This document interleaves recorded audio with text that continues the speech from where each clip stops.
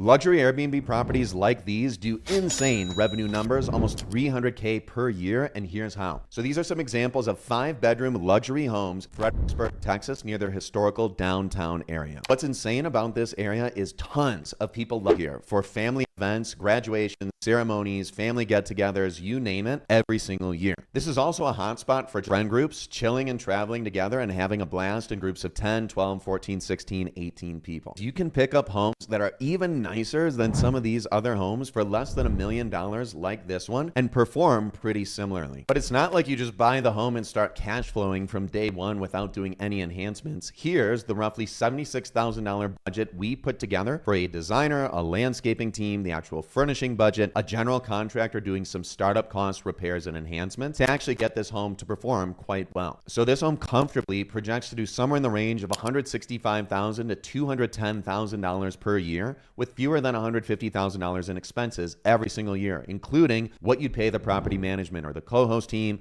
your utilities, your monthly payments, etc. So what we help clients do is once we've found and negotiated deals like this, where we try and drop the purchase price as much as possible, try and negotiate agents out of deals so we can reduce the total commission that they're paid on deals. The seller saves a ton of money and can pass 80 to 90% of those savings onto a buyer. And by removing lenders and just working directly with banks so that we don't pay loan origination fees of $9,000 to $18,000 just for getting a super simple loan, we'll typically schedule all of those parties, the general contractor, landscaper, and designer, to go to the property and visit the property while a client, for example, who's buying the home is going to be there for their own 3-4 day weekend, just knocking out the material participation hours that they need in order to qualify for taking the short-term rental bonus depreciation. So this way, you and your spouse, when you guys buy a property together, you can literally just show up at the property over that 3-day weekend and then shake hands with the general contractor, landscaping team, designer who come to the property, battery included, solutions preloaded, knowing exactly what they're going to add in so that there's no guesswork and no legwork figuring out what's going to be added and actually doing it yourself. And this is how you can steal a page of the ultra wealthy playbook. Make a lot of money every year, earn a lot of your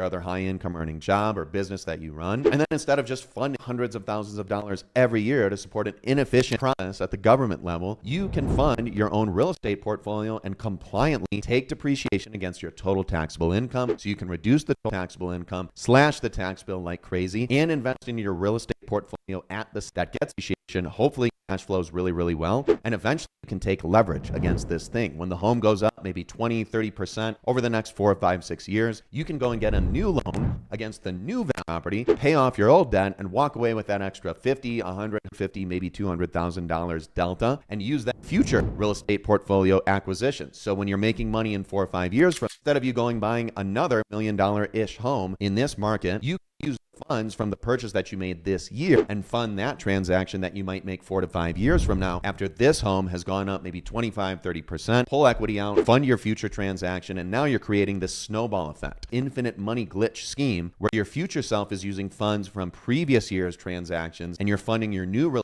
estate acquisition. This is how the ultra wealthy slash their tax bills and play a completely different game when it comes to wiping their tax bills and building wealth with real estate.